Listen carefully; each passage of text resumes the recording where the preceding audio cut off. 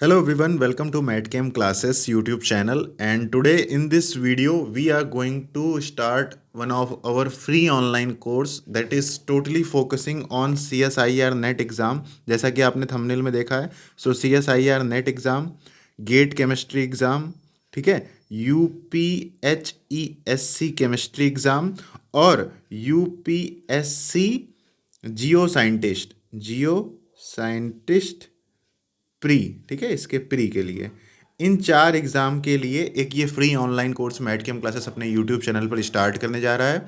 और उसी कार्यक्रम के दौरान ही हम लोग इस वीडियो को आप सभी के सामने लेकर आए हुए हैं। आज इस वीडियो में हम लोग केमिकल थर्मोडायनेमिक्स को स्टार्ट करेंगे और केमिकल थर्मोडायनेमिक्स के first law and its application को पढ़ेंगे। फर्स्ट लॉ ऑफ थर्मोडायनेमिक्स क्या है और एक तरीके से थर्मोडायनेमिक्स चैप्टर को स्टार्ट करेंगे। फर्स्ट लॉ ऑफ थर्मोडायनेमिक्स पढ़ेंगे और उसके एप्लीकेशंस को पढ़ेंगे। ठीक है, आज इस वीडियो को देखने के बाद जैसे ही आप इस वीडियो को पूरा कंप्लीट देख लेंगे, you will be able to solve these questions. ये आपका यूपीएससी जियो केमिस्ट का एक क्वेश्चन है, ठीक है। इसके बाद ये भी आपका यूपीएससी जियो केमिस्ट का या जियो साइंटिस्ट का आपका क्वेश्चन है। इसके बाद नेक्स्ट क्वेश्चन है आपके पास, ये भी यूपीएससी जियो केमिस्ट का एक क्वेश्चन है, ठीक है। इसके बाद ये भी आपका यूपीएससी जियो केमिस्ट का ही क्वेश्चन है। कहाँ गया, एक मिनट, हाँ, यूपीएससी जियो केमिस्ट का क्वेश्चन है। इसके बाद ये भी एक one of your UPSC Jio chemist का क्वेश्चन है।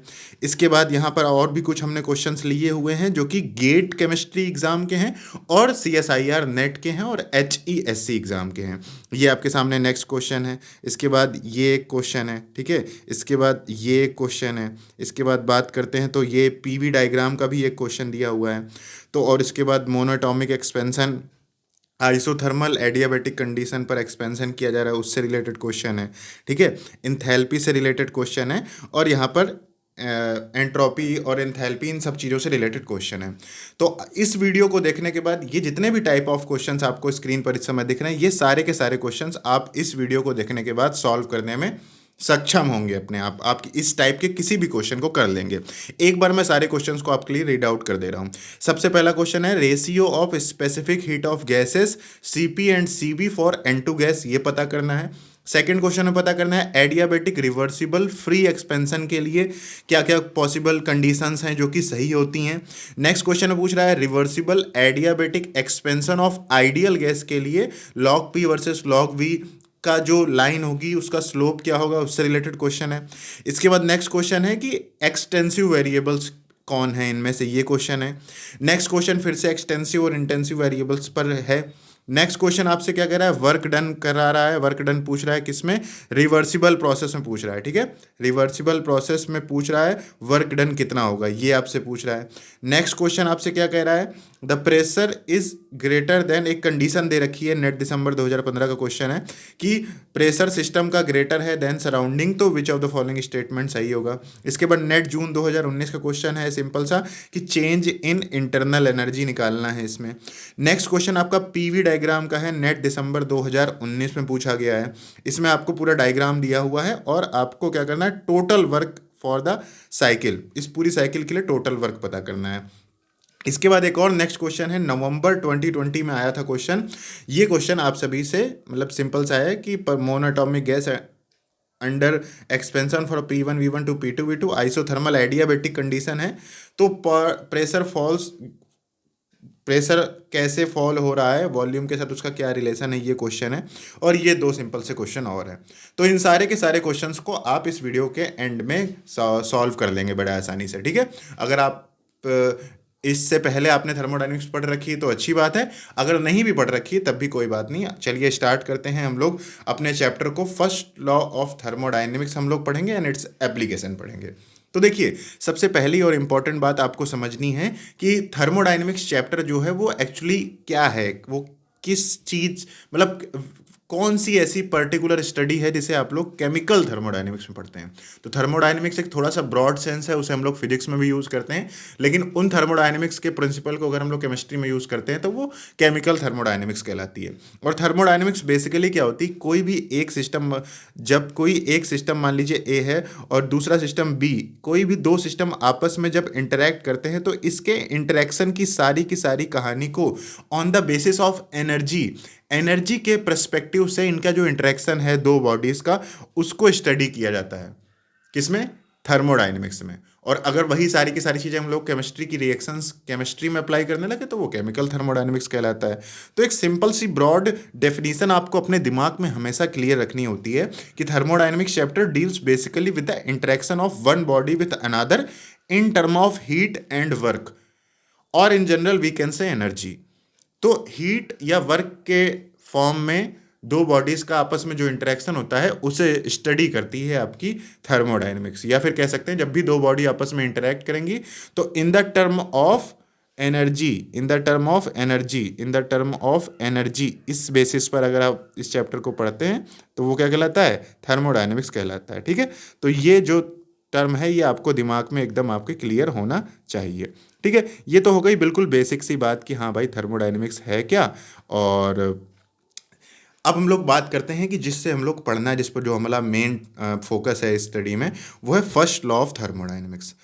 तो देखिए पूरी की पूरी थर्मोडायनेमिक्स कुछ बेसिक लॉस पर बनी हुई है। उन्हीं में से जो एक पहला लॉ है उसे आज हम लोग डिस्कस करने जा रहे हैं।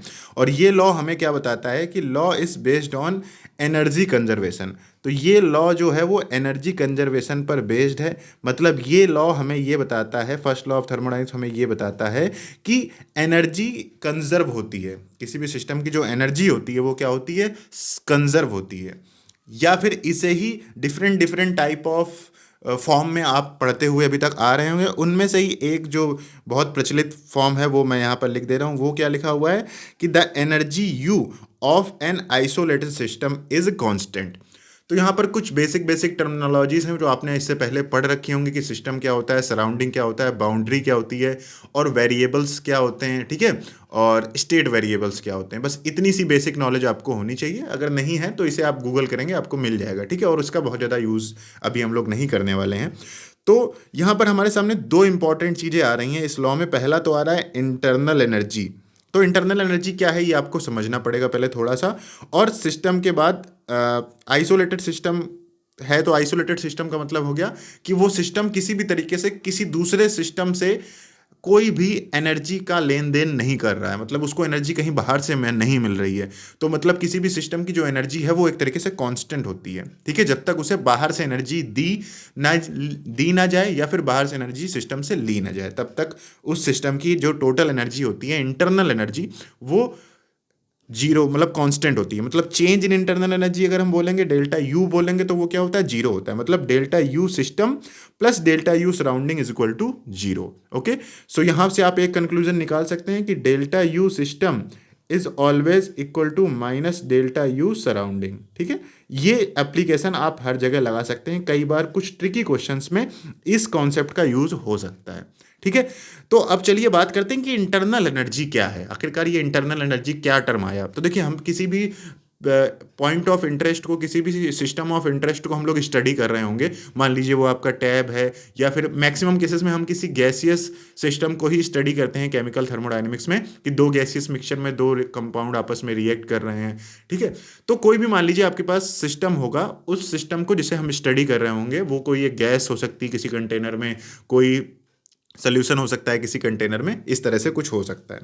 तो उस सिस्टम के अंदर जो भी कंस्टिट्यूएंट पार्टिकल्स होंगे, जैसे मान लीजिए आपने एक कंटेनर के अंदर H2 और N2 ले रखी है, तो उसके जितने भी H2 और N2 के जो भी पार्टिकल्स हैं, जो भी उनके मॉलिक्यूल्स हैं, उनकी एनर्जी से रिलेटेड होती है सिस्टम की internal energy. So the total of all below forms of energy for a system of interest in a given is given the symbol you.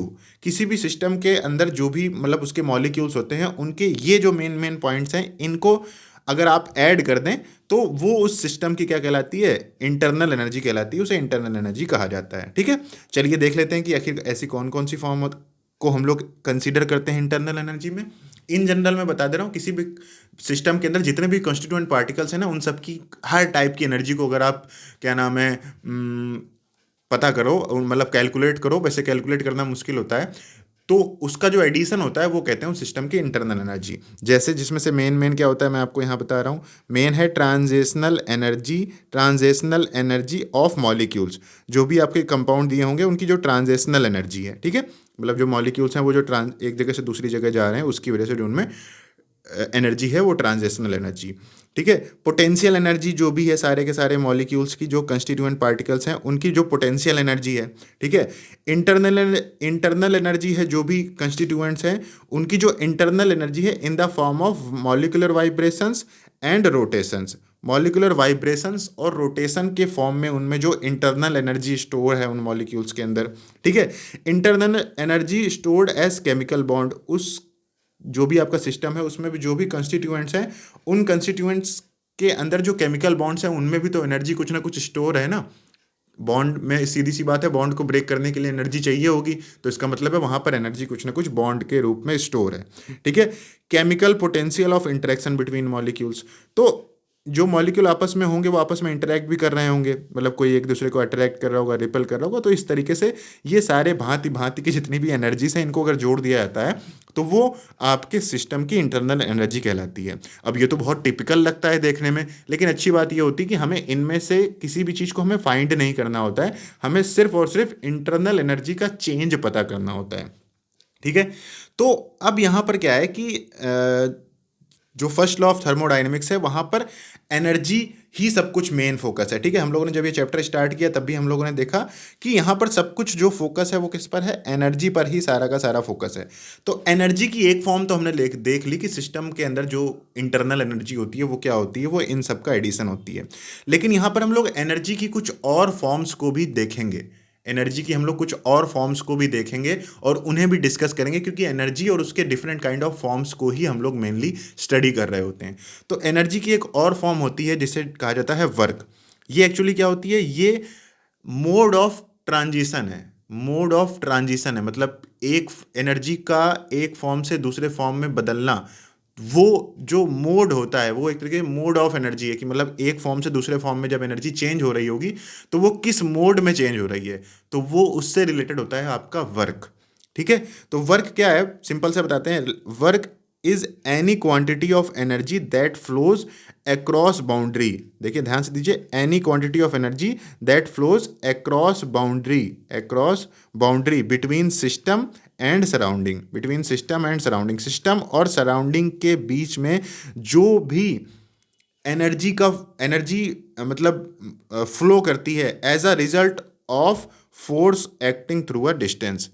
मतलब अगर मान लीजिए कि ये एक सिस्टम है और सराउंडिंग है, इसके बारे में आपने थोड़ा सा बेसिक नॉलेज आपको होगी। मान लीजिए ये आपका इधर क्या है, सिस्टम है, ये क्या है, सिस्टम है, और यहाँ पर क्या है, बगल में सराउंडिंग है, क्या है, सराउंडिंग है। तो अगर मान लीजिए यहाँ पर क्या हो रहा हो कि सिस्टम के अंदर एनर्जी का फ्लो हो रहा है, सिस्टम के अंदर एनर्जी का फ्लो हो रहा है from the surrounding, but it is due to a result of force acting through a distance.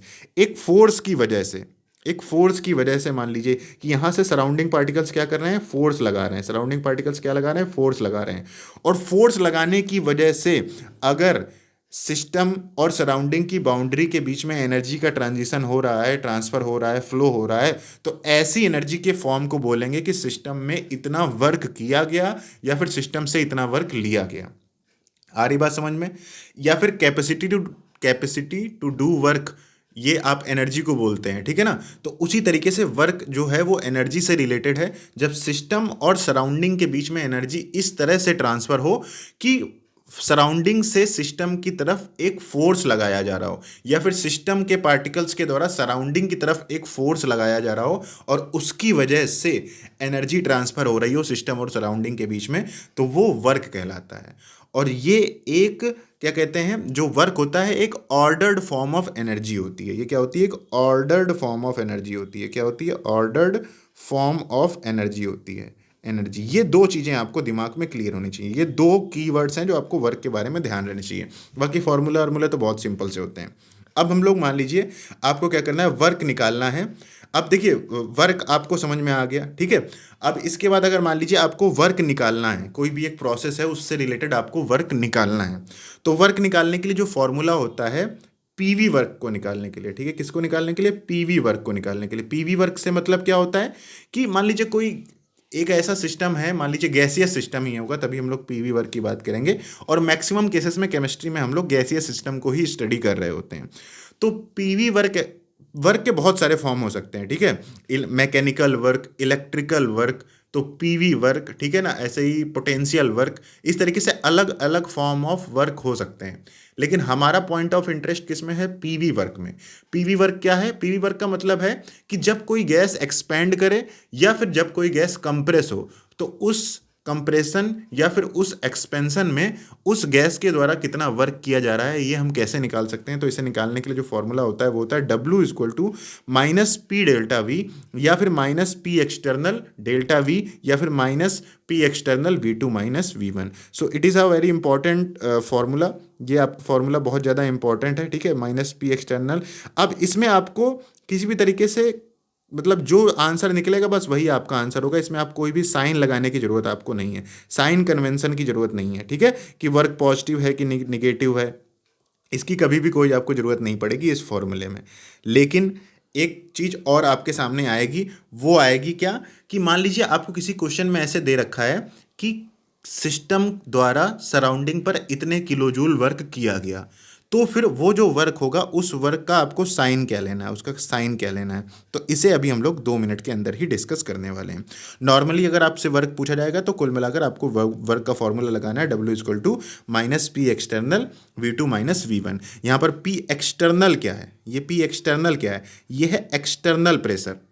क्या है? External pressure. एक्सटर्नल प्रेशर मतलब आपका जो सिस्टम है, मान लीजिए एक कंटेनर में, ऐसे मान लीजिए कि ये इसको देख लेते हैं। मान लीजिए आपके इस कंटेनर में एक गैस भरी हुई है, ठीक है, ये क्या है, इस कंटेनर में मान लीजिए 2 ATM पर मान लीजिए H2 गैस भरी हुई है, ठीक है, और कह रहा है कि इनिशियल आपका एक कंटेनर है, उसमें उसका जो गैस का वॉल्यूम प्रेशर है वो 2 ATM है, और इस गैस को एकदम से एक्सपेंड किया जाता है, और एक्सपेंड करने के बाद इसका जो फाइनल प्रेशर है वो 4 ATM कर दिया जाता है। तो ये जो हुआ, ये क्या हुआ? P2 हुआ। ये क्या हुआ? P2 हुआ।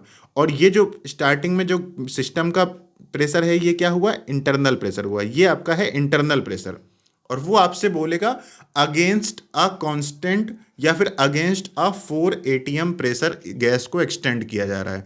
तो मतलब 4 ATM प्रेशर के अगेंस्ट उसको एक्सपेंड किया जा रहा है। तो ये जो एक्सटर्नल प्रेशर वो खुद बोलेगा, क्या बोलेगा? जिसके अगेंस्ट एक्सपेंशन हो रहा हो, या फिर जिस प्रेशर से किसी गैस को दबाया जा रहा हो, या फिर जो फाइनल प्रेशर दे रखा हो, उसे क्या कहते हैं? एक्सटर्नल प्रेशर बोलते हैं। आ रही बात समझ में? मतलब सिस्टम के अलावा जो बाहर से प्रेशर दिया जा रहा है, या फिर जिस बाहरी प्रेशर के अगेंस्ट गैस को एक्सपेंड या फिर कंप्रेस किया जा रहा है। क्वेश्चन प्रैक्टिस करेंगे, समझ में आ जाएगा धीरे से। नेक्स्ट आगे देखते हैं। नेक्स्ट क्या है? हीट।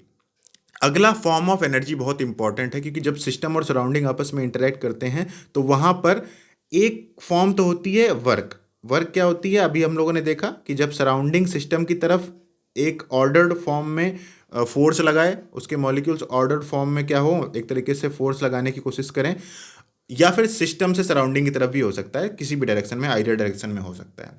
लेकिन अगर मान लीजिए एक सिस्टम और सराउंडिंग आपस में एक दूसरे के साथ रखे गए हैं और अपने मन से एनर्जी फ्लो होने लगे, अपने मन से एनर्जी फ्लो हो जाए, फ्लो होने लगे due to their temperature difference, तब that form of energy transition is called heat. Heat is the quantity of energy that flows across the boundary. तो ये अक्रॉस द बाउंड्री ही दिखेंगे, वर्क भी और हीट भी, ये ध्यान रखिएगा। Across the boundary between system and surrounding because of temperature difference. और यहाँ पर एक इंपॉर्टेंट बात और होती है जो आपको पहले से ही पता होगी, कि ये क्या होती है? एक डिसऑर्डर्ड फॉर्म ऑफ एनर्जी होती है।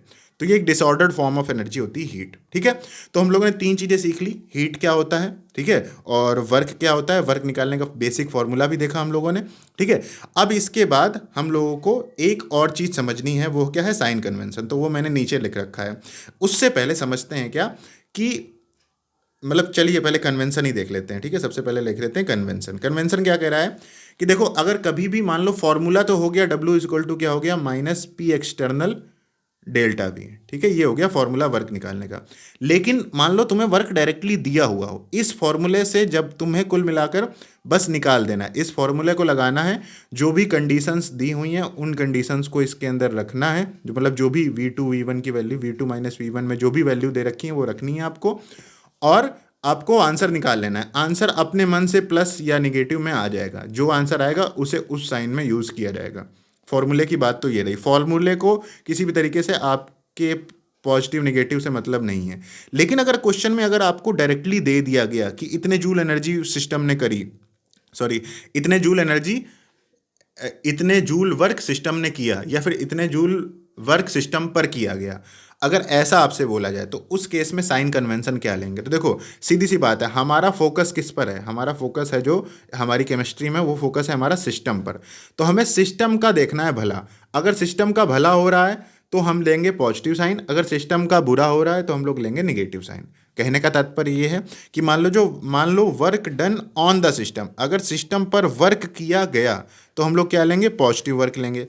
अगर work done by the system, अगर सिस्टम ने वर्क किया, खुद उसने किया, तो उसका वर्क मतलब एक तरीके से एनर्जी कम होगी, तो हम लोग क्या लेंगे? निगेटिव लेंगे। तो इसका मतलब क्या हो गया कि अगर 20 किलो जूल मान लो, 20 किलो कैलोरी मान लो, 20 किलो कैलोरी वर्क किसी सिस्टम पर किया गया, सिस्टम पर वर्क किया गया, तो पॉजिटिव इसे लेंगे, पॉजिटिव 20।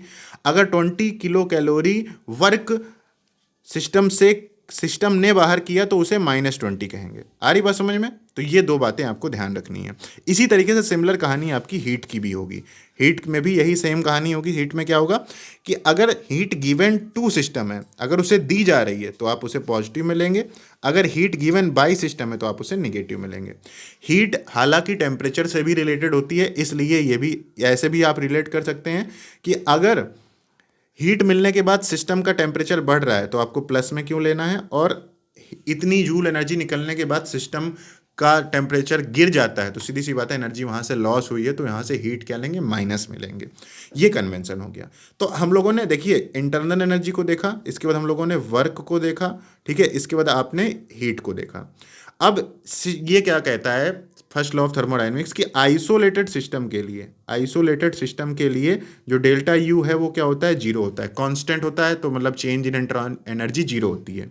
लेकिन ये कहता है कि अगर किसी भी तरीके से आपने सिस्टम में एनर्जी पहुंचाई तो उस एनर्जी के आपने मान लीजिए किसी भी तरह से सिस्टम के साथ, मान लीजिए सिस्टम है और सराउंडिंग उसके साथ इंटरेक्ट कर रहा है, और इंटरेक्शन के दौरान अगर किसी भी तरीके से उसने एनर्जी को क्या किया? सिस्टम के अंदर पहुंचाया या फिर सिस्टम से एनर्जी ली, तो आपकी यू में क्या होंगे? परिवर्तन आएंगे, यू में चेंजेस आएंगे। और एनर्जी सिस्टम को कैसे मिलेगी? ये दो तरीके से मिल सकती है, तो वर्क के फॉर्म में या तो हीट के फॉर्म में। तो वह इसीलिए हम लोगों ने वर्क और हीट को समझा। तो फर्स्ट लॉ ऑफ थर्मोडायनेमिक्स का एक दूसरा कहने का तात्पर्य ये भी होता है कि भैया जो चेंज इन इंटरनल एनर्जी होती है किसी भी सिस्टम की, ये एक्चुअली एडिशन होती है सिस्टम के द्वारा किया गया वर्क प्लस सिस्टम को मिली एनर्जी, सॉरी सिस्टम को मिली हीट। और इसका मैथमेटिकल जो फॉर्मूला होता है वो होता है delta U equal to delta Q plus W.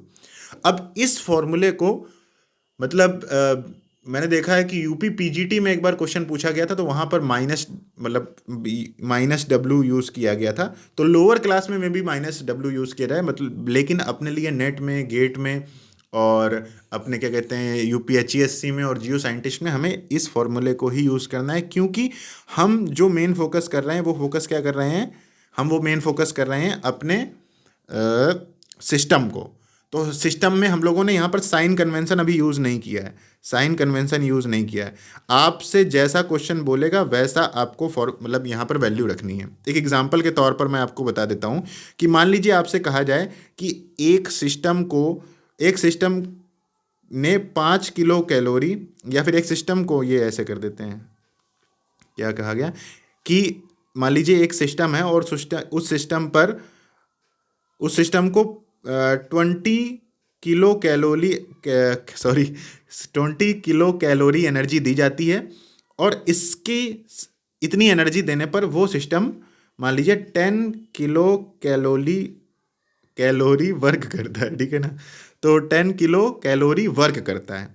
तो ये आपसे ऐसे क्वेश्चन में दे दिया गया कि क्या उसे हीट दी गई 20 किलो कैलोरी और उसने वर्क किया 10 किलो कैलोरी। तो देखते हैं जरा, हीट दी गई इसका मतलब है Q इक्वल टू +20, और वर्क उसने किया इसका मतलब W equal to -10 kilo calorie, ठीक है। तो अब आपका अगर डेल्टा यू आपको निकालना है उस सिस्टम के लिए तो वो क्या आएगा?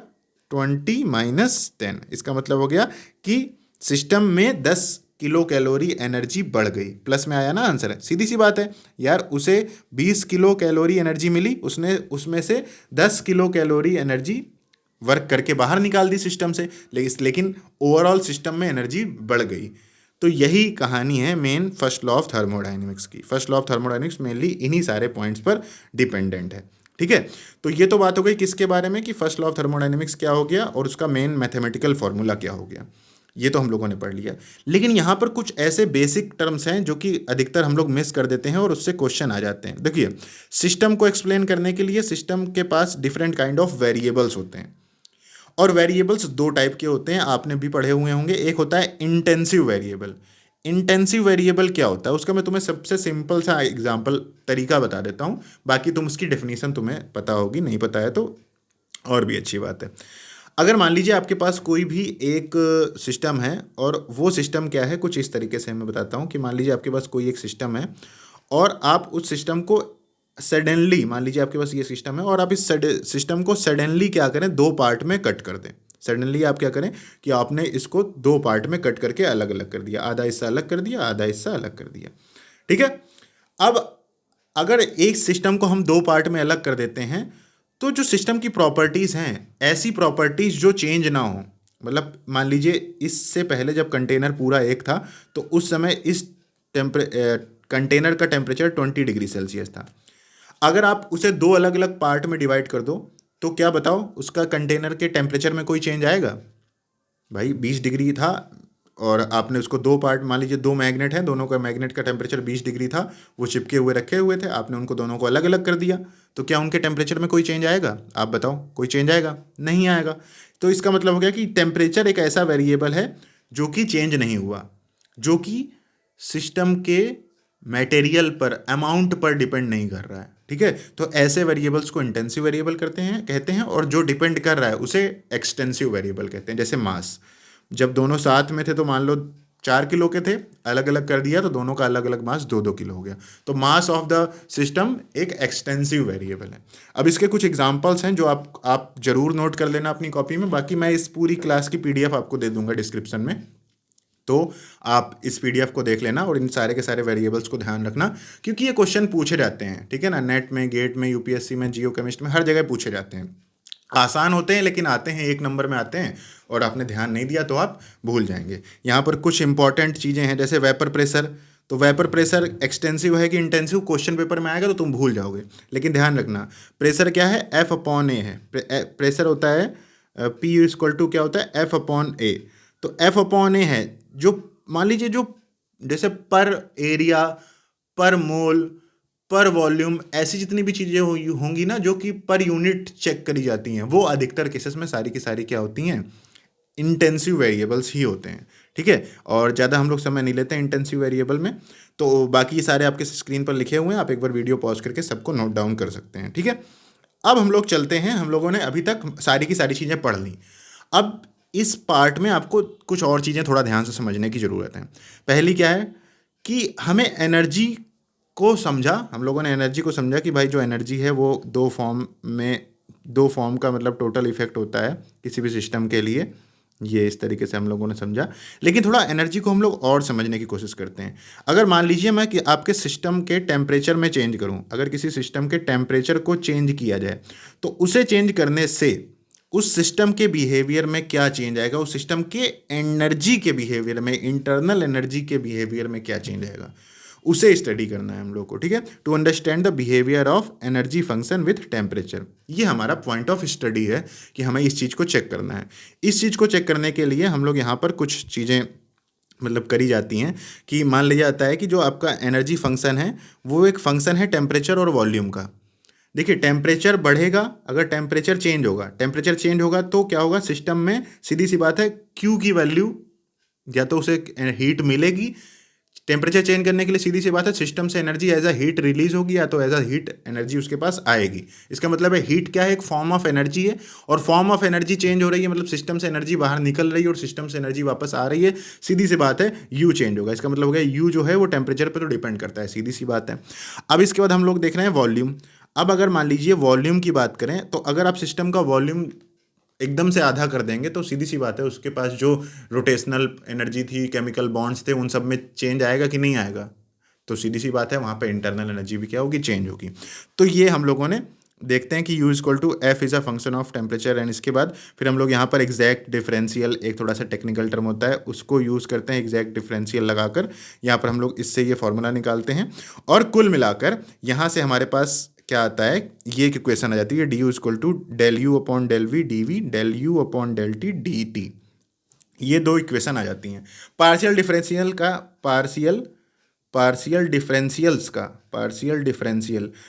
जितने भी डिफरेंशियल होते हैं उन सबको हम लोग एक अलग वीडियो में डिस्कस करेंगे, जो कि जल्दी ही अभी यूट्यूब चैनल पर आ जाएगी मैथ केम क्लासेस के।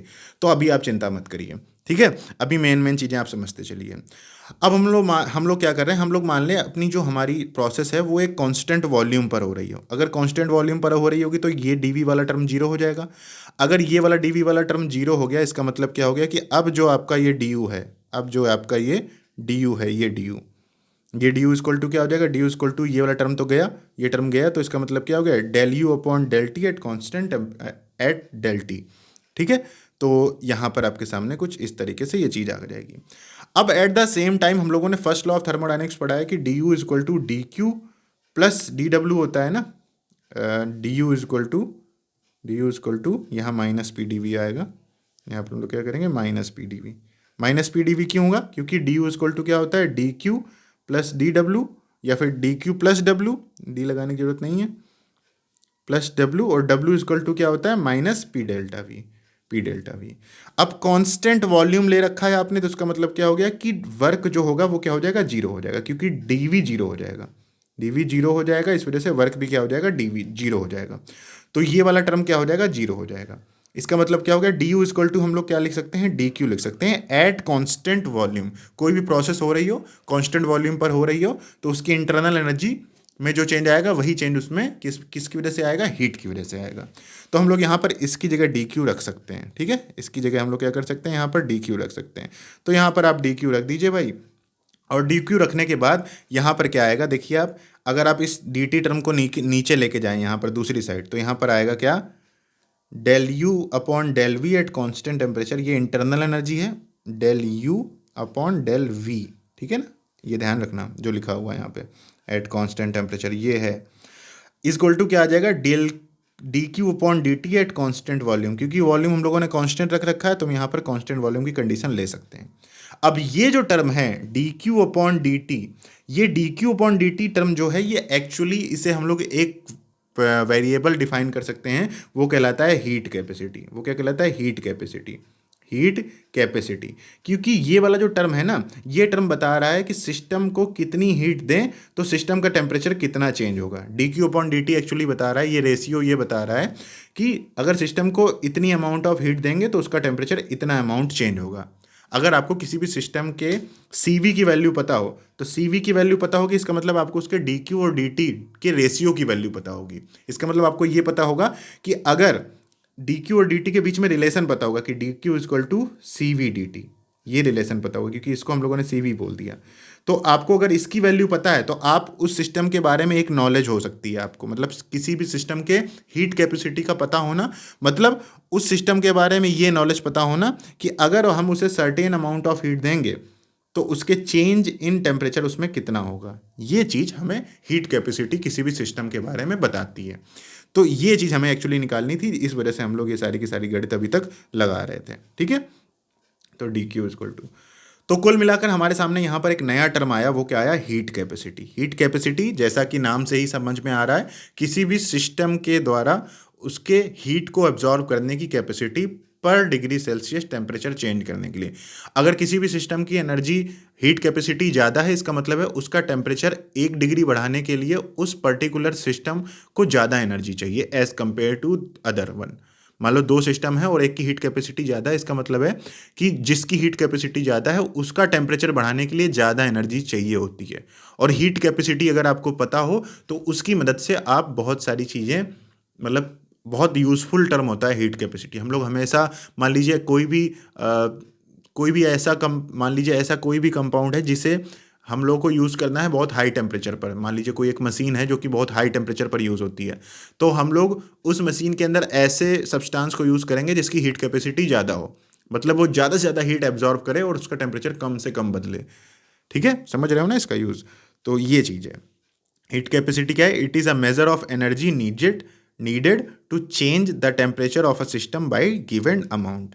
ठीक है, अब जो हीट कैपेसिटी होती है ये पाथ डिपेंडेंट होती है। पाथ डिपेंडेंट से मतलब क्या हो गया? देखो जितने भी वेरिएबल्स थर्मोडायनेमिक्स में होते हैं वो दो टाइप के होते हैं, एक पाथ डिपेंडेंट होते हैं और एक होते हैं स्टेट डिपेंडेंट। ठीक है, ये चीज़ आप चाहो तो गूगल कर लेना, अभी हम लोग यहाँ पर एक्सप्लेन करेंगे तो बहुत बड़ा हो जाएगा। State variables, path variables. तो हीट कैपेसिटी पाथ वेरिएबल होती है और दो टाइप की हीट कैपेसिटी हमें पढ़नी होती है, एक होती है सीपी और एक होती है सीवी। सीपी क्या होती है? हीट कैपेसिटी मतलब सिंपल सारी की सारी चीज़ें किसी भी सिस्टम के टेम्परेचर को चेंज करने के लिए एट कांस्टेंट वॉल्यूम।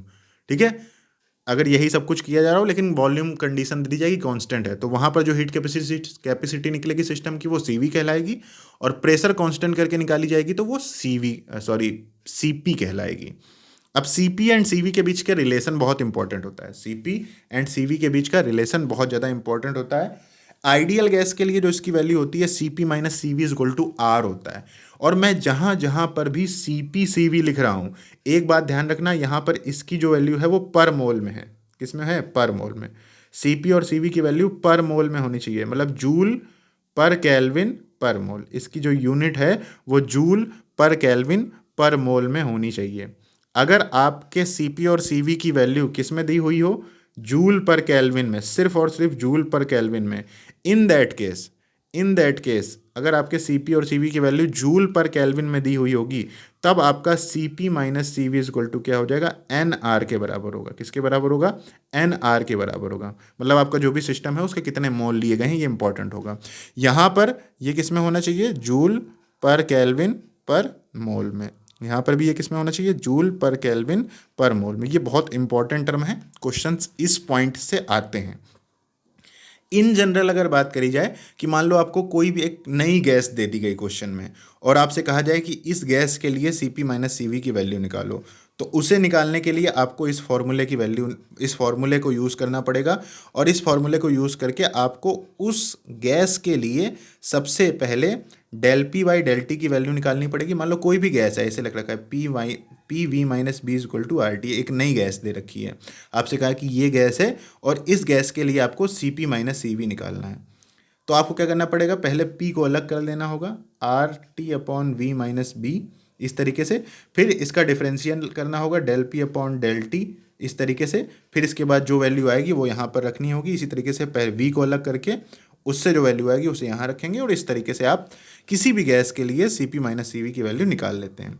इसमें से एक ही इंपॉर्टेंट है जो कि सीधा कभी रेयरली कभी भी एक बार आ सकती है आपके क्वेश्चन पेपर में, वो है वॉन्डरवॉल गैस के लिए। तो वॉन्डरवॉल गैस के लिए मैंने पहले ही ऑलरेडी निकाल दी ना, तुम्हें इसको प्रूव करना है, बस अपनी कॉपी में नोट कर लेना है। अगर आ गया तो इसे मतलब कर देना, अपना दिखा देना पेपर में। ठीक है, तो C P minus C V is equal to R इस तरीके से ये होता है। ये किसके लिए होता है? ये होता है वॉन्डरवॉल गैस के लिए। वॉन्डरवॉल गैस के लिए, वॉन्डरवॉल गैस के लिए जो C P minus C V की वैल्यू होती है वो ये होती है। और ध्यान रखना सी पी सी वी जहाँ पर भी मैं लिख रहा हूँ उसका मतलब है उसकी यूनिट किस में है? जूल पर केल्विन पर मोल में, वरना इसको लिखते हैं सी पी एम, इस तरीके से लिखते हैं सी पी एम, ताकि पर मोल में है यूनिट तुम्हें पता चलती रहे। लेकिन मैंने वो नहीं किया है, तुमको मैं बोल दे रहा हूँ। ठीक है, नेक्स्ट देख लेते हैं। सीपी और सीवी से रिलेटेड ही एक बहुत इंपॉर्टेंट टर्म होता है जिसे कहा जाता है सीपी सीवी की value monoatomic, diatomic और पॉली एटॉमिक गैसेस के लिए फिक्स होती है। ये आपको क्वेश्चन पेपर में नहीं दी हुई होती है लेकिन आपको पता होना चाहिए, तो इसलिए उनसे रिलेटेड जो भी पॉइंट है वो लिख लेते हैं। मोनो एटॉमिक गैस के लिए सीवी की जो वैल्यू होती है वो होती है 3/2 आर। ठीक है, सीपी की जो वैल्यू होती है वो होती है 5/2 आर। इससे हम लोग एक नया टर्म होता है जिसे बोला जाता है CP by CV. CP by CV को गामा, इसको क्या बोलते हैं? गामा। और ये गामा बहुत यूज़ होता है एडियाबेटिक प्रोसेस में। एडियाबेटिक प्रोसेस क्या होती हैं? अभी हम लोग एडियाबेटिक प्रोसेस क्या होती हैं अभी हम लोग थोड़ी देर में पता करने वाले हैं। ठीक है, तो एडियाबेटिक प्रोसेस में सीपी गामा की वैल्यू पता होनी चाहिए। तो गामा की वैल्यू मोनो एटॉमिक के लिए कितनी होती है? 1.66, डाई एटॉमिक के लिए कितनी होती है? 1.4, और पॉली एटॉमिक के लिए कितनी होती है? 1.33। ये तीन चीज़ें आपको ध्यान में रखनी है। अब सब पढ़ लिया हमने, अब हमें एक और फॉर्म ऑफ एनर्जी हमें देखनी है। फॉर्म ऑफ एनर्जी क्या है एक्चुअली? एक वेरिएबल है जो हमें पढ़ना है जिसका नाम है एंथैल्पी फंक्शन। ये एक्चुअली क्या होता है? किसी भी सिस्टम के हीट कंटेंट को बताता है, heat content at constant pressure, actually क्या होता है ना कि अधिकतर जितनी भी केमिस्ट्री में रिएक्शंस होती हैं वो कांस्टेंट प्रेशर पर ही हो रही होती हैं।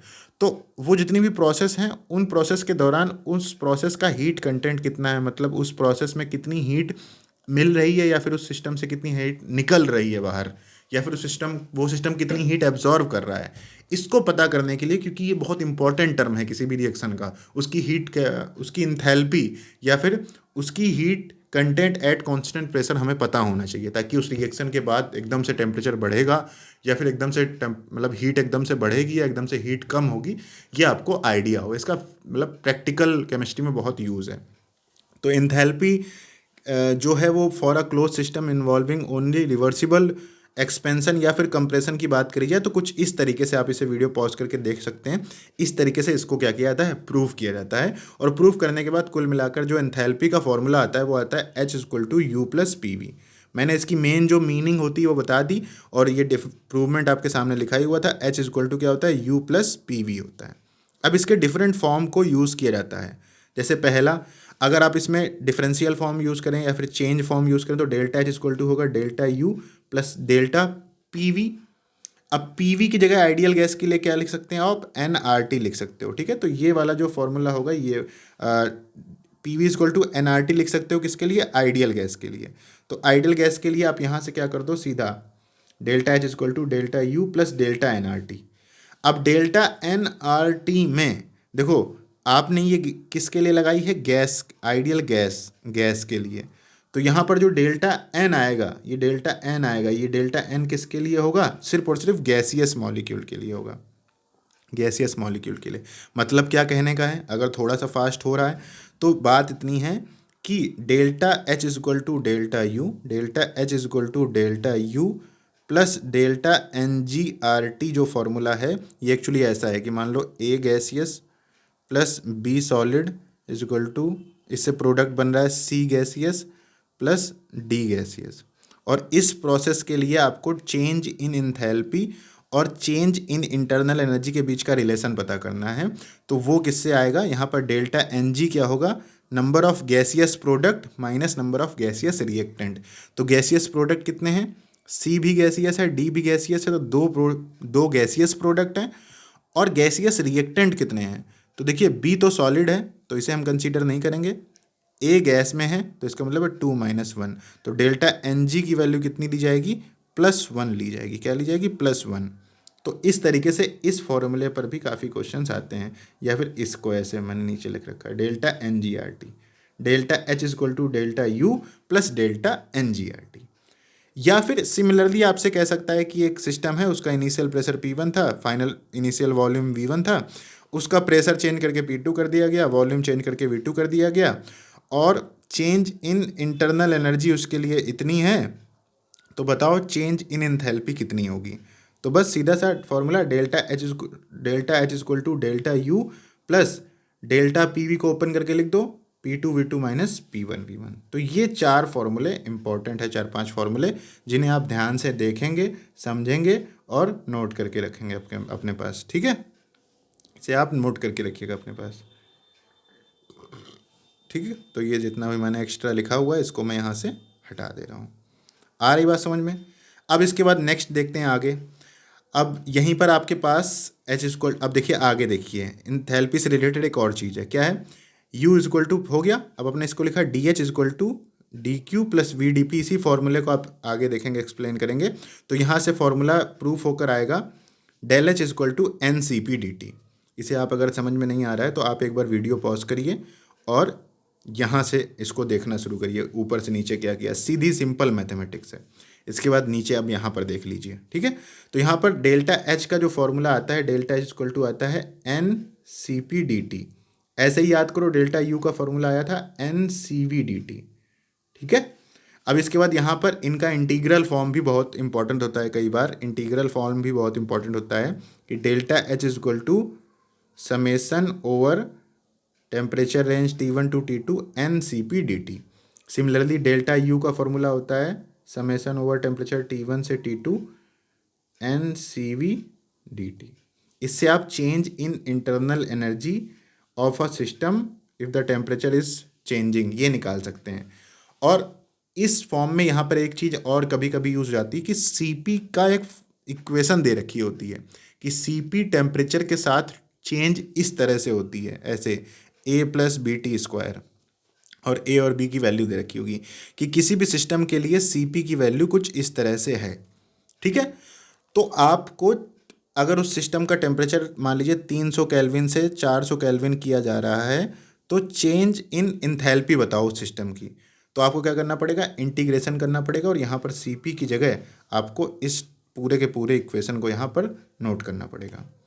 वरना अगर मान लीजिए सीपी इंडिपेंडेंट है टेम्परेचर से और सीवी भी इंडिपेंडेंट है टेम्परेचर से, तो फिर उस केस में आपको डायरेक्टली ये वाले फॉर्मूले लगा लेने होंगे। ठीक है, फिर तो आपके ये सिंपल से जो फॉर्मूले होते हैं विदाउट इंटीग्रेशन वाले वही यूज़ करने होंगे आपको। आ रही बात समझ में? तो ये बात हो गई किसके बारे में, एंथैल्पी से रिलेटेड। अब एंथैल्पी से रिलेटेड एक और क्वेश्चन है, बहुत इंपॉर्टेंट है वो इंपॉर्टेंट क्या है, किरचॉफ इक्वेशन।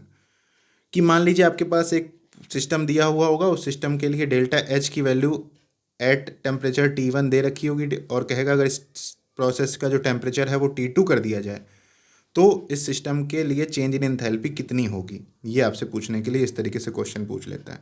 तो उसके लिए सीधा delta H2 equal to delta H1 plus delta CP की वैल्यू वहाँ पर प्रोडक्ट की भी दी होगी, सारे प्रोडक्ट कंस्टिट्यूएंट्स की।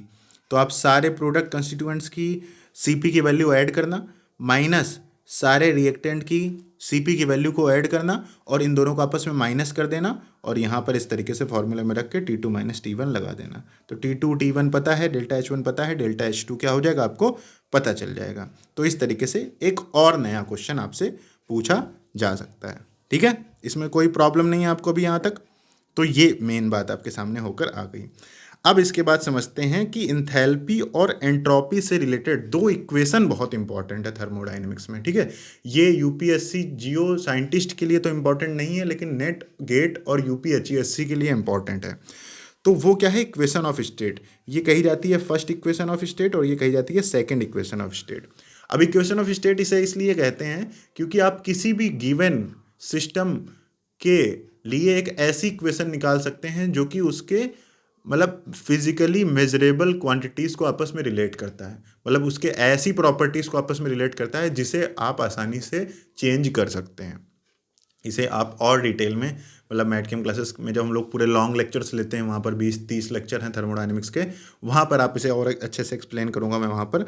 लेकिन अभी के लिए इक्वेशन ऑफ स्टेट है, इसकी हेल्प से आप किसी भी गैस के लिए, किसी भी सिस्टम के लिए आप इक्वेशन ऑफ स्टेट निकाल सकते हैं उसके लिए। जैसे आइडियल गैस के लिए PV इक्वल टू nRT होता है ना, ऐसे कोई भी गैस आपके सामने दे दी जाए, उसमें आप इस इक्वेशन ऑफ स्टेट की हेल्प से ये पता कर सकते हैं कि वो गैस या फिर वो सिस्टम आखिरकार जब उसका, ये देखो एक्चुअली क्या बताता है, पहला वाला जो इक्वेशन ऑफ स्टेट है ये बताती है del U upon del V at constant temperature. उस सिस्टम के वॉल्यूम को चेंज करने पर उस सिस्टम की इंटरनल एनर्जी में क्या चेंज होगा एट कांस्टेंट टेम्परेचर। ये चीज़ पता चलती है फर्स्ट इक्वेशन ऑफ स्टेट से। क्या पता चलती है, एक बार फिर से देखते हैं। किसी भी सिस्टम के वॉल्यूम को चेंज करने पर उस सिस्टम के इंटरनल एनर्जी में क्या चेंज होगा एट कांस्टेंट टेम्परेचर। इस चीज़ का पता चलता है किससे, फर्स्ट इक्वेशन ऑफ स्टेट से। आपके सामने जो भी इक्वेशन मान लीजिए आपसे ऐसे कहा जाएगा PV minus B equal to RT एक गैस है, तो बताइए ये गैस की इंटरनल एनर्जी में क्या चेंज होगा अगर कांस्टेंट टेम्परेचर पर उसका वॉल्यूम इंक्रीज या डिक्रीज किया जाए। तो आपको इस इक्वेशन से पहले del P by del T की वैल्यू निकालनी पड़ेगी, उसे इसमें रखना पड़ेगा, और जो भी चेंजेस आपसे दिए गए हैं उन चेंजेस को रख कर आप इस पूरे टर्म की वैल्यू निकाल सकते हैं कि ये पॉजिटिव है या निगेटिव है या फिर जीरो है। इसे जब भी हम लोग आगे अपकमिंग वीडियोस में कहीं पर किसी क्वेश्चन में यूज़ करेंगे तो आपको समझ में आ जाएगा और अच्छी तरीके से। ठीक है, तो नेक्स्ट चलते हैं। अब ये तो हम लोगों ने पढ़ लिया अभी तक first law of thermodynamics, first law of thermodynamics के अंदर एनर्जी से रिलेटेड जितने भी टर्म्स थे, enthalpy, heat, work, internal energy, इन चीज़ों को हम लोगों ने अच्छे से पढ़ा और उनके बीच में रिलेशन, उनके जो फॉर्मूले हैं हम लोगों ने वो पढ़े। अब हम लोग को नेक्स्ट चीज़ पढ़नी है, वो क्या है, इक्वेशन ऑफ स्टेट के बाद कि डिफरेंट काइंड ऑफ प्रोसेसेस होती हैं आपकी किसमें, थर्मोडाइनमिक्स में, और उन प्रोसेसेस में जितने भी चीज़ें हम लोगों ने अभी तक पढ़ी हैं उन्हें हम लोग कैलकुलेट करना होता है कि इस प्रोसेस में वर्क कितना है कैलकुलेट करो, इस प्रोसेस में हीट कितनी है ये कैलकुलेट करो, इस प्रोसेस के लिए इंटरनल एनर्जी क्या है कैलकुलेट करो, इस प्रोसेस के लिए एंथैल्पी क्या है कैलकुलेट करो। ये सब सारी चीज़ें पूछी जाती हैं क्वेश्चन पेपर में, और इसीलिए अभी तक हम लोगों ने इन सारी चीज़ों से रिलेटेड क्या किया है, जो अस्त्र शस्त्र चाहिए थे वो अभी तक हम लोगों ने जल्दी जल्दी तैयार कर लिए हैं। अब हमें वही अस्त्र शस्त्र इन सारे फॉर्मूलेस को यूज़ करते हुए यूज़ करने हैं। तो सबसे पहली बात करते हैं आइसोथर्मल रिवर्सिबल। अच्छा, ये इक्वेशन ऑफ स्टेट जो होती है, ये इक्वेशन ऑफ स्टेट बता देता हूँ मैं, ये आइडियल गैस के लिए इसकी वैल्यू जीरो होती है। किसके लिए होती है, आइडियल गैस के लिए इसकी वैल्यू जीरो होती है। इसकी वैल्यू भी आइडियल गैस के लिए कितनी होती है, आइडियल गैस के लिए जीरो होती है। ठीक है, अब वॉन्डर वॉल गैस के लिए कितनी होती है ये आप लोग कमेंट करके बताएंगे, वरना मैं कमेंट में पिन कर दूंगा। ठीक है, ये आपका होमवर्क है एक तरह से। अब आइसोथर्मल रिवर्सिबल ट्रांसफॉर्मेशन हो रहा है। ट्रांसफॉर्मेशन से मतलब है कंप्रेशन है कि एक्सपेंशन है, उससे मतलब नहीं है। हम लोग सिर्फ और सिर्फ एक फॉर्मूला पढ़ने वाले हैं, उसमें अपनी वैल्यूज़ को रखना और अपने मन से आंसर आ जाएगा। ठीक है, तो सबसे पहली बात है कि आइसोथर्मल वैल्यू है। आइसोथर्मल है तो सीधी सी बात है कि उस सिस्टम की इंटरनल एनर्जी में कोई भी चेंज नहीं होगा। आइसोथर्मल है तो सीधे सी बात है उस सिस्टम की इंटरनल एनर्जी में कोई भी चेंज नहीं होगा, क्योंकि जो आपका यू है ना वो टेम्परेचर डिपेंडेंट होता है, सिर्फ और सिर्फ टेम्परेचर डिपेंडेंट होता है। अगर टेम्परेचर चेंज नहीं हुआ, अगर टेम्परेचर चेंज नहीं हुआ, सीधी सी बात है कि उसके अंदर किसी भी तरीके से एनर्जी में कोई चेंज नहीं हो रहा है। तो U is totally dependent on temperature. Similarly जो आपका H है वो भी टेम्परेचर डिपेंडेंट होता है। तो यहाँ पर क्योंकि आपने देखा होगा ना U इक्वल टू क्या होता है, NCV/dt। तो यहाँ पर dt की वैल्यू जीरो कर दोगे कौन आइसोथर्मल प्रोसेस में। आइसोथर्मल प्रोसेस क्या होती है, अगर ये भी नहीं पता है तो बता देता हूँ। जहाँ पर चेंज इन टेम्परेचर कोई कुछ भी ना हो, change in temperature is zero, change in temperature in zero, कोई एक ऐसी प्रोसेस जिसमें चेंज इन टेम्परेचर क्या है, जीरो हो। ठीक है, तो U equal to NCV/dt, U equal to NCV/dt से हमें dt की वैल्यू जीरो रखेंगे तो U की वैल्यू क्या आ जाएगी, जीरो आ जाएगी। तो ये कुछ अच्छी अच्छी बातें, यहाँ से डायरेक्ट क्वेश्चन आता है। आइसोथर्मल प्रोसेस के लिए डेल्टा U की value zero, similarly delta H की वैल्यू भी जीरो। अब फर्स्ट लॉ ऑफ थर्मोडाइनमिक्स क्या कहता है कि du equal to DQ plus W. अब du तो जीरो हो गया, इसका मतलब क्या हो गया, DQ equal to minus DW, या फिर DW equal to minus DQ।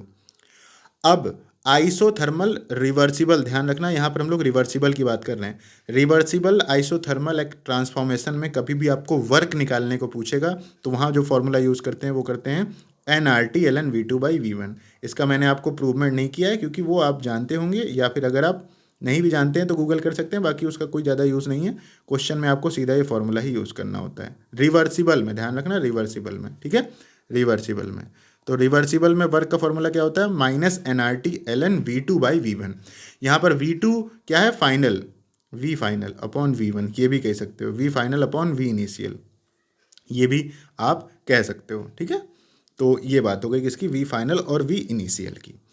अब मान लीजिए प्रोसेस अगर इरिवर्सिबल हो, अगर प्रोसेस इरिवर्सिबल है तो ये ऊपर वाली इतनी कहानी तो नहीं चेंज होगी, ना ये चेंज होगा, ठीक है, ना ये चेंज होगा, चेंज इन एनर्जी भी सेम रहेगी, चेंज इन एंथैल्पी भी सेम रहेगी, बस वर्क का फॉर्मूला अलग हो जाएगा। और वर्क का फॉर्मूला सिंपल सा हो जाएगा, W इक्वल टू क्या लगा देना है आपको, -P एक्सटर्नल V2 - V1, या फिर V2 की जगह आप क्या लिख सकते हैं, अगर आप आइडियल गैस यूज़ कर रहे हैं तो nRT/P2, V2 की जगह। अब टेम्परेचर दोनों जगह ही सेम होगा क्योंकि इनिशियल और फाइनल कंडीशन पर टेम्परेचर चेंज नहीं हो रहा है। तो ये तो क्या हो गए, थर्मोडायनेमिक चेंज हो गए आइसोथर्मल ट्रांसफॉर्मेशन में। अब एक और ट्रांसफॉर्मेशन होता है जिसे कहा जाता है एडियाबेटिक ट्रांसफॉर्मेशन। क्या कहा जाता है, एडियाबेटिक। एडियाबेटिक ट्रांसफॉर्मेशन का मतलब ये होता है कोई एक ऐसी प्रोसेस जिस प्रोसेस के दौरान सिस्टम को एज अ हीट कोई भी एनर्जी ना तो मिल रही है, ना तो वो सिस्टम किसी भी तरीके से हीट फॉर्म में एनर्जी को रिलीज नहीं कर रहा है। इसका मतलब है क्यू की वैल्यू क्या होती है, जीरो होती है। क्यू की वैल्यू जीरो। अगर किसी भी प्रोसेस के लिए क्यू की वैल्यू को जीरो कर दिया गया तो वो प्रोसेस आपकी एडियाबेटिक प्रोसेस कहलाती है। ठीक है, तो ऐसी प्रोसेस में अगर मान लीजिए आप बात करें रिवर्सिबल एडियाबेटिक प्रोसेस के लिए, तो क्यू तो जीरो होगा। अब क्यू जीरो होगा तो डेल्टा यू इक्वल टू किसके बराबर हो जाएगा, डब्ल्यू के बराबर हो जाएगा। इसका मतलब क्या हो गया, यहाँ पर आप क्या कह सकते हैं, W equal to delta U equal to क्या हो सकता है, डेल्टा यू का फॉर्मूला हम लोगों ने पढ़ा हुआ है N C V D T. तो N C V D T अगर हमने पढ़ रखा हुआ है तो उसे हम लोग यहाँ यूज़ करेंगे, भाई पढ़ाई का तो यूज़ करना चाहिए, तो वही हम लोग यहाँ पर कर रहे हैं। ठीक है, डब्ल्यू इक्वल टू क्या हो गया, डब्ल्यू इक्वल टू हो गया delta U equal to n C V D T. इस तरीके से डेल्टा एच आप यूज़ करेंगे यहाँ पर डेल्टा एच निकालने के लिए, n C P d T.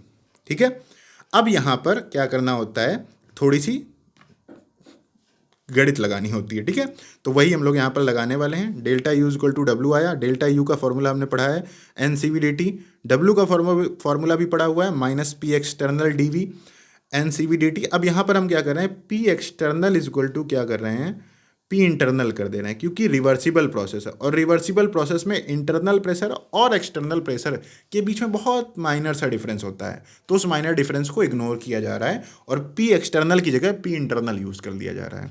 अब अगर हम लोग आइडियल गैस यूज़ कर रहे हों तो, क्योंकि मैक्सिमम केस में आइडियल गैस ही यूज़ करते हैं, या फिर आइडियल गैस से रिलेट करके ही हमें क्वेश्चन बस मतलब दिया जाता है, वंडरवाल गैस नहीं दी जाती, बहुत कम दी जाती है।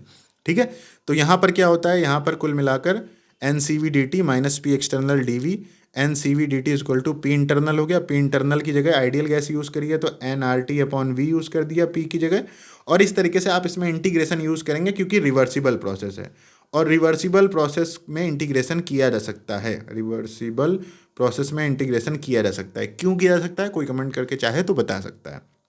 तो कुल मिलाकर ये जो रिवर्सिबल एडियाबेटिक प्रोसेस होती है, रिवर्सिबल एडियाबेटिक प्रोसेस होती हैं, इनमें ये फॉर्मूला यूज़ किया जाता है कई बार। कब, जब आपको इनिशियल या फिर फाइनल वेरिएबल्स में से किसी एक वेरिएबल की ज़रूरत हो डेल्टा यू निकालने में या फिर डब्ल्यू निकालने में, डेल्टा यू निकालने में या फिर डब्ल्यू निकालने में या फिर डेल्टा एच निकालने में।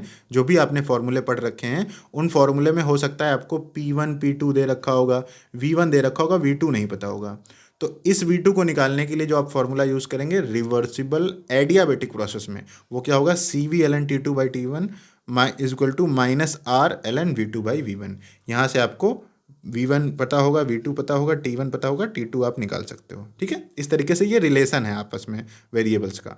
फिर आप जब इसको थोड़ा सा और मतलब इसमें आप थोड़ी सी और मैथमेटिक्स लगाएंगे तो आपको यहाँ पर एक डायरेक्ट रिलेशन मिलता है जो कि एडियाबेटिक प्रोसेस में बहुत ज़्यादा मतलब आप हमेशा से पढ़ते आते हैं। वो क्या है, P1 V1 की power gamma equal to P2 V2 की पावर गामा, और इसी का दूसरा फॉर्म होता है T1 V1 की power gamma -1 equal to T2 V2 की पावर गामा -1।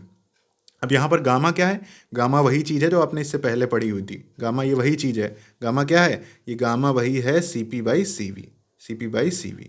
ठीक है, तो इसकी वैल्यू आपको कई बार पता करने के लिए पूछता है, क्वेश्चन पूछता है। हाँ, अब ध्यान रखना कि आइसोथर्मल प्रोसेसेस में P1 V1 equal to P2 V2 होता है। ठीक है, ये किस में होता है, आइसोथर्मल प्रोसेस में। और एडियाबेटिक प्रोसेस में क्या होता है, P1 V1 की power gamma equal to P2 V2 की पावर गामा। तो इसको यूज़ करके या तो आप इनिशियल फाइनल वेरिएबल्स के बीच में रिलेशन निकालना, या तो फिर आप इस फॉर्मूले को यूज़ करके इनिशियल फाइनल वेरिएबल्स के बीच में रिलेशन निकालना, और उससे जो एक यूनिट आपको पता ना हो उसको निकाल कर आप सीधा सिंपल जो आपने ये सब पढ़ रखा है डेल्टा एच, डेल्टा यू और डब्ल्यू, ये सब आप उससे निकाल लेना। ठीक है, आ रही बात समझ में, कोई प्रॉब्लम नहीं है। इसके बाद अगर मान लीजिए आपको रिवर्सिबल एडियाबेटिक प्रोसेस में सीधा वर्क पूछ लिया गया, क्या पूछ लिया गया, सीधा वर्क पूछ लिया गया कि रिवर्सिबल एडियाबेटिक प्रोसेस है, उसके लिए ये कंडीशन है, आप वर्क निकाल के बताइए। तो वर्क निकालने के लिए ये फॉर्मूला है direct work for reversible adiabatic process. Reversible के लिए है, ध्यान रखिएगा, 1/गामा-1 P2V2 - P1V1, और इसी की दूसरी फॉर्म है NR अपॉन गामा-1 T2 - T1। ठीक है, गामा वही है CP/CV। अब ध्यान देते हैं इरिवर्सिबल एडियाबेटिक एक्सपेंशन की। तो इरिवर्सिबल एडियाबेटिक एक्सपेंशन दो टाइप के हो सकते हैं। इरिवर्सिबल एडियाबेटिक एक्सपेंशन दो टाइप के हो सकते हैं। पहला तो ये हो सकता है कि आप फ्री एक्सपेंशन करा रहे हैं। फ्री एक्सपेंशन से मतलब होता है अगेंस्ट, मतलब होता है against, against constant, against constant, वो sorry against zero pressure, against constant नहीं, against zero pressure, zero pressure, या फिर अगेंस्ट प्रेशर वैक्यूम कह सकते हो। वैक्यूम में किसी भी गैस को ओपन कर देना, तो इसमें क्या होता है, पी एक्सटर्नल क्या हो जाता है, जीरो हो जाता है। अब पी एक्सटर्नल अगर जीरो हुआ, सीधी सी बात है डब्ल्यू क्या हो जाएगा, जीरो हो जाएगा। अब वर्क जीरो हो गया, इसका मतलब क्या है, वर्क जीरो क्या होने का मतलब क्या हो गया, वर्क जीरो होने का मतलब ये हो गया कि उस प्रोसेस के लिए d U is equal to d W होता है। क्योंकि आपने अभी तक पढ़ा क्या कि Q तो जीरो ही होगा एडियाबेटिक प्रोसेस के लिए, Q तो जीरो ही होगा। और फ्री एक्सपेंशन एक एडियाबेटिक प्रोसेस ही होती है, क्योंकि वहाँ पर अगर आप उसे वैक्यूम में ओपन करेंगे और वहाँ पर एक किसी भी तरीके से आप ये समझ लीजिए कि हीट का एक्सचेंज तो होगा ही नहीं सराउंडिंग के साथ, ठीक है। तो एडियाबेटिक फ्री एक्सपेंशन कराया जा रहा है, ऐसे लिख कर आएगा आपके सामने। तो Q जीरो था, डब्ल्यू भी जीरो हो गया, तो सीधी सी बात है डी यू भी जीरो हो गया। अब डी यू जीरो हो गया, डब्ल्यू जीरो हो गया, और अगर यू जीरो हो गया, सीधी सी बात है टेम्परेचर चेंज नहीं हो रहा है। अगर यू जीरो है तो टेम्परेचर चेंज भी जीरो है, यू जीरो है तो टेम्परेचर चेंज भी क्या है, जीरो है। अब टेम्परेचर चेंज जीरो है तो डेल्टा एच की वैल्यू भी क्या हो जाएगी, जीरो हो जाएगी। तो ये चारों के चारों टर्म ही क्या होते हैं, जीरो होते हैं for and free expansion, for a free expansion. अब दूसरा क्या होता है, एडियाबेटिक दूसरा फॉर्म होता है, उसे बोलते हैं इंटरमीडिएट एक्सपेंशन। मतलब कि गैस को एक्सपेंड किया जा रहा है against a given constant pressure और हीट जीरो है। तो उसके लिए आपने जो अभी इससे पहले फॉर्मूला पढ़ा वही फॉर्मूला लगाना है आपको। W is equal to delta U होगा, Q तो जीरो हो जाएगा। तो बस यहाँ पर आप W की जगह minus P external V2 minus V1, P external की वैल्यू दी होगी, और डेल्टा यू की value NCV T2 minus T1 आप यूज़ करेंगे। अब इंटरमीडिएट एक्सपेंशन जब करोगे तुम, इंटरमीडिएट एक्सपेंशन जब तुम करोगे, तो वहाँ पर आपके सामने एक ऐसा टेक्निकल क्वेश्चन आ सकता है कि एक गैस को एडियाबेटिक प्रोसेस में 2 atm प्रेशर के अगेंस्ट एक्सपेंड किया जाता है, तो गैस का फाइनल टेम्परेचर क्या होगा। ऐसा क्वेश्चन अगर आपसे पूछा जाए तो कैलकुलेशन ऑफ फाइनल टेम्परेचर के केस में मैंने आपके लिए एक फॉर्मूला डायरेक्टली लिख दिया है। बहुत ही रेयर केस में ये क्वेश्चन आ सकता है, और ये क्वेश्चन आपका जो आएगा ये गेट में ही आएगा, गेट के अलावा तो किसी भी एग्जाम में नहीं आएगा, जितने एग्जाम अभी तक हम लोग फोकस कर रहे हैं। नेट में भी बहुत मुश्किल है पूछने को, तो नेट में भी पूछ सकता है, पूछने को तो नेट भी पूछ सकता है, नेट या गेट में ही पूछेगा। HESC और जियो साइंटिस्ट में तो बिल्कुल भी चांस नहीं है, ठीक है। इसके बाद हम लोग आते हैं अब सबसे लास्ट पार्ट में आज के क्लास के, वो है पीवी डायग्राम।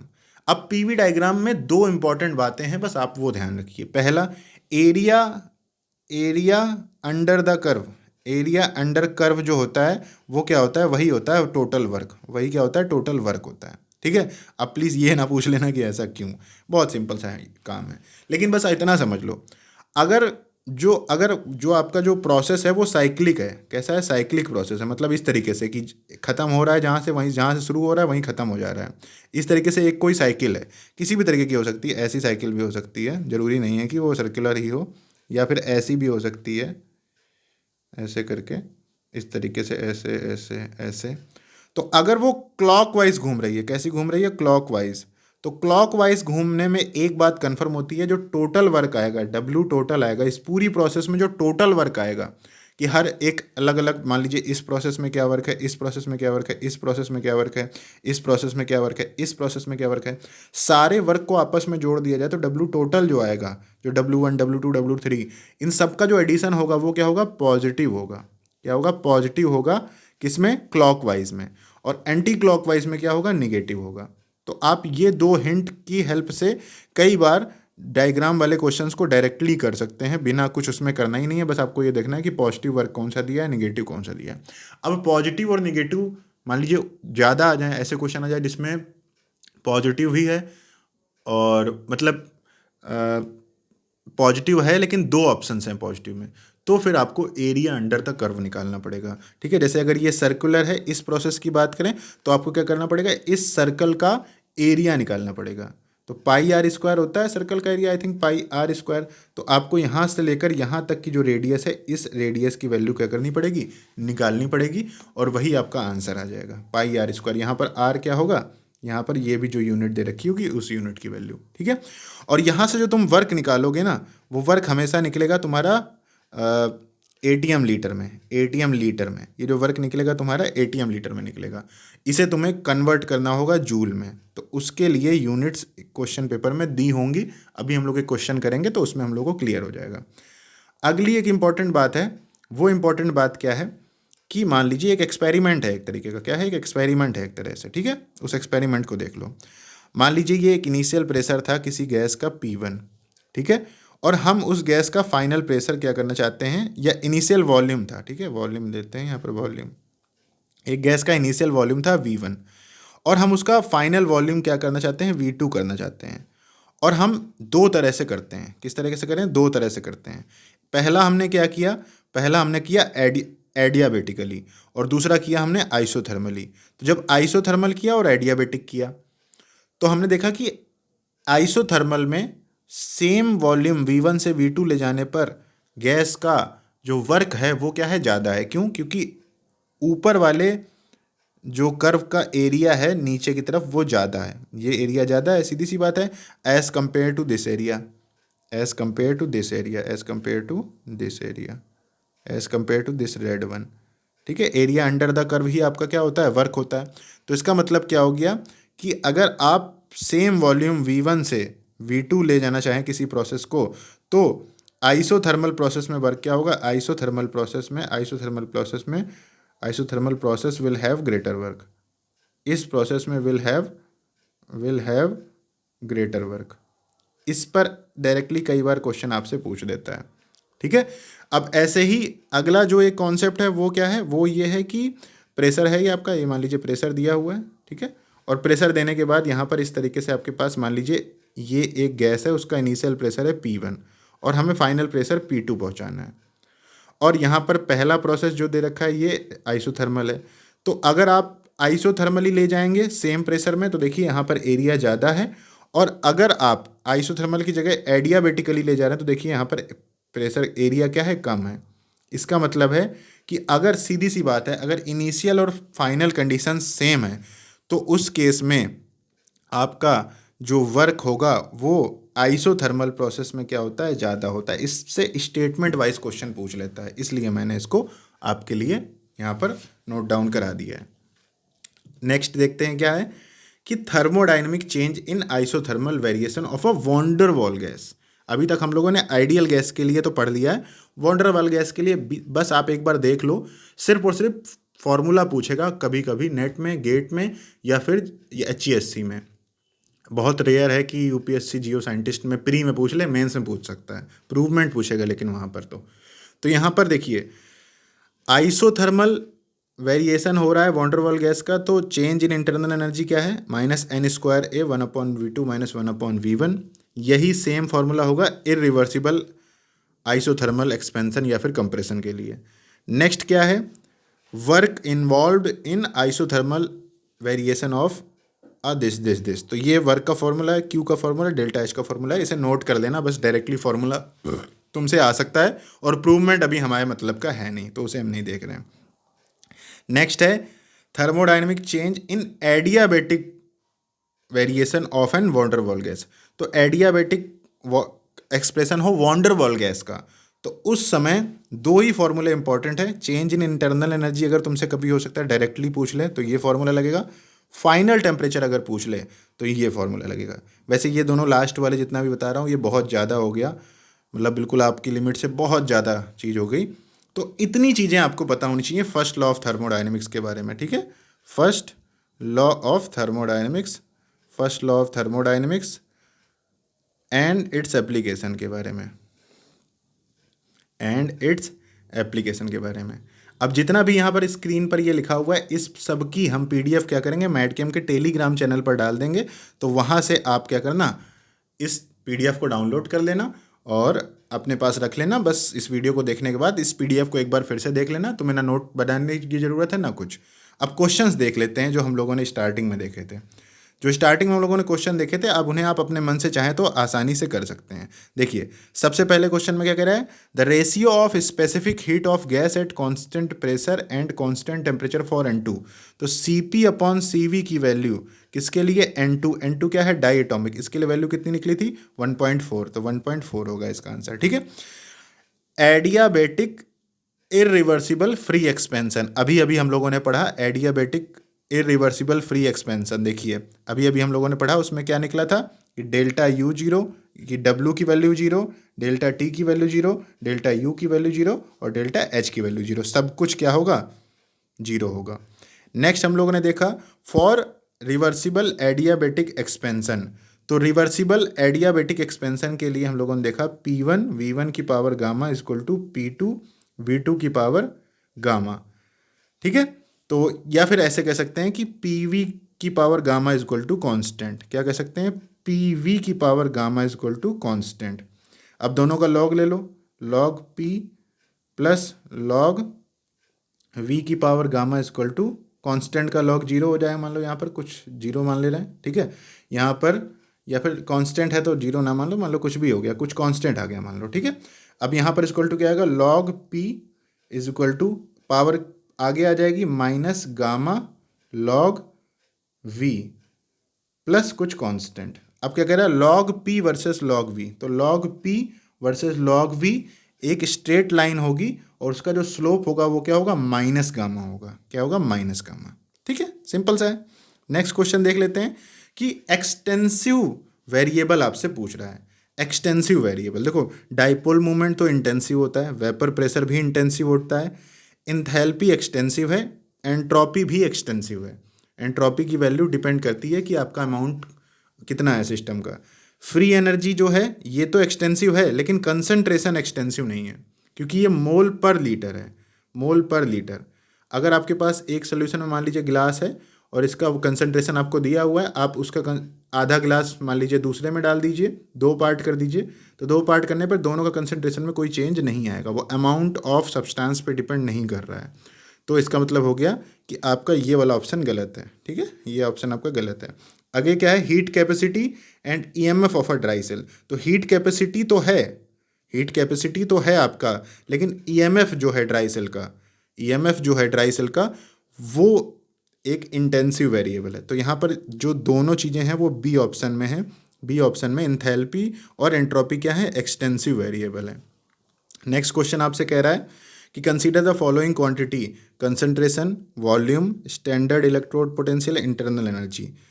कह रहा है कि 1 and 3 आर इंटेंसिव, तो कंसंट्रेशन इंटेंसिव है, सही बात।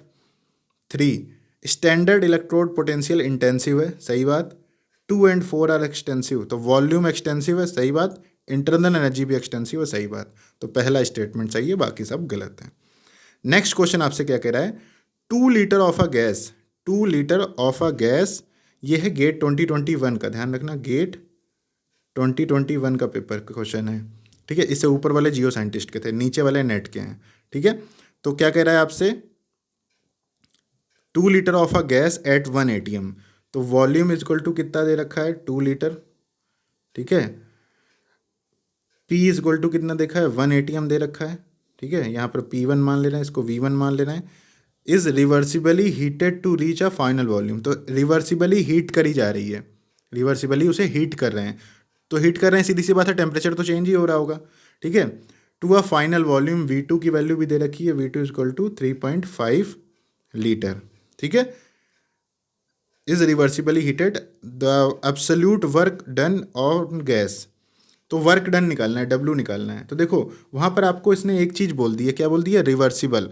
तो रिवर्सिबल के केस में एक्सटर्नल प्रेशर और इंटरनल प्रेशर सेम होता है, तो हम लोग इंटरनल प्रेशर को ही एक्सटर्नल प्रेशर ले सकते हैं, और यहाँ पर minus P external V2 minus V1 लगाना है, equal to minus P external की जगह P internal V2 minus V1 लगाना है, और यहाँ पर P इंटरनल कितना है 1 ATM, और V2 कितना है 3.5 माइनस V1 कितना है 2, इसको आप करेंगे तो यहाँ से आएगा आपका 1.5 इंटू 1 इंटू 1.5, तो ये आएगा आपका 1.5 लीटर एटीएम और लीटर एटीएम को आपको पूछा किस में है, जूल में है।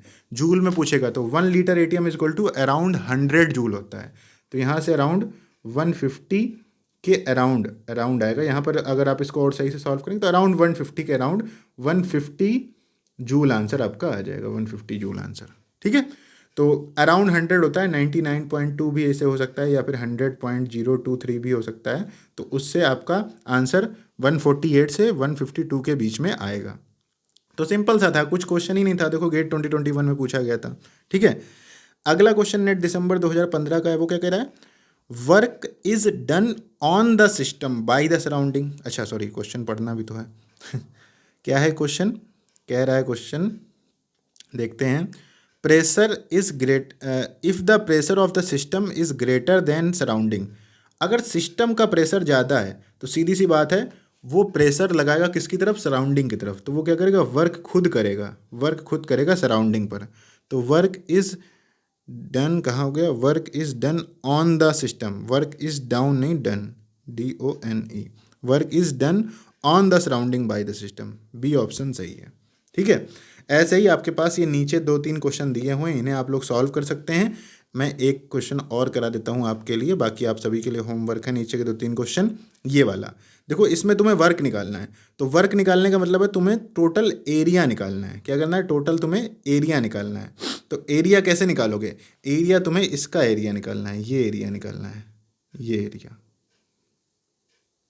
ठीक है, टोटल वर्क, इसके अंदर का जो एरिया है ना, इस एरिया को तुम निकालोगे, तुम्हारा टोटल वर्क डन आ जाएगा। नेट दिसंबर 2019 में आपसे ये क्वेश्चन पूछा गया था।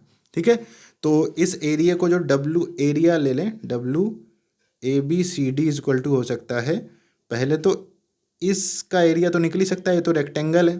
तो रेक्टेंगल का एरिया कितना होगा, रेक्टेंगल का एरिया होगा, ये जो डिफरेंस आ रहा है ये 1, और ये जो डिफरेंस आ रहा है 23.42, तो 1 इंटू 46 माइनस 23.24, तो ये सेम ही आएगा 23.24।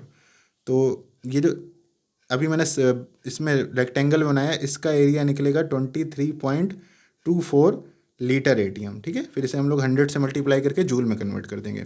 अब जो हमारे लिए मेन चीज़ बचेगी वो बचेगी इसका एरिया निकालना है, दिस प्रोसेस एरिया, इसका एरिया निकालना, BC प्रोसेस का वर्क डन निकालना।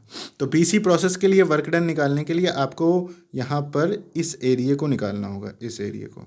ठीक है, तो इस एरिया को आप लोग निकाल कर देखिए, अगर नहीं निकल कर आता है तो मैं इसका जो आंसर है वो क्या करूँगा, राइट करके पूरा का पूरा इस क्लास की PDF के डिस्क्रिप्शन में ही डाल दूँगा, या फिर जब डिस्क्रिप्शन में आप वीडियो देखेंगे तो वहाँ पर मैं इस क्वेश्चन के साथ इसका जो सोल्यूशन है वो मैं साथ में लिख दूँगा। ठीक है, सोल्यूशन यहाँ पर इस तरीके से फ़ोटो लगा दूंगा सोल्यूशन की, तो वहाँ पर आप लोग सोल्यूशन की फ़ोटो लगा लेना। ठीक है, क्योंकि अभी मुझे इसके एरिया निकालने का फॉर्मूला नहीं आ रहा है, यहाँ पर कुछ दूसरा टेक्निक है, तो उसे आप लोग देख लेना फ़ोटो के साथ। ना समझ में आए तो कमेंट कर देना, मैं उसे एक्सप्लेन कर दूंगा नेक्स्ट पार्ट में।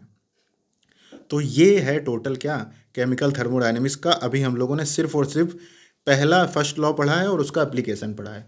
अब इसके बाद फिर हम लोग जूल थॉमसन इफेक्ट पढ़ेंगे, पार्शियल डिफरेंशियल पढ़ेंगे, ऐसे कम से कम 5 पार्ट होंगे। 5 पार्ट्स में आप पूरी की पूरी थर्मोडायनेमिक्स कवर कर लेंगे। ठीक है, तो अगर आपको ये वीडियो पसंद आई हो तो आप इस वीडियो को ज़रूर लाइक करना और चैनल ज़रूर सब्सक्राइब करना और अपने दोस्तों के साथ ज़रूर शेयर करना इस वीडियो को। आप इसी तरीके से इस फ्री ऑनलाइन कोर्स को सपोर्ट कर सकते हैं, तो आप अपनी तरफ से अपना काम जरूर करिएगा। That will help us to motivate for more videos. Thank you so much guys for watching this video.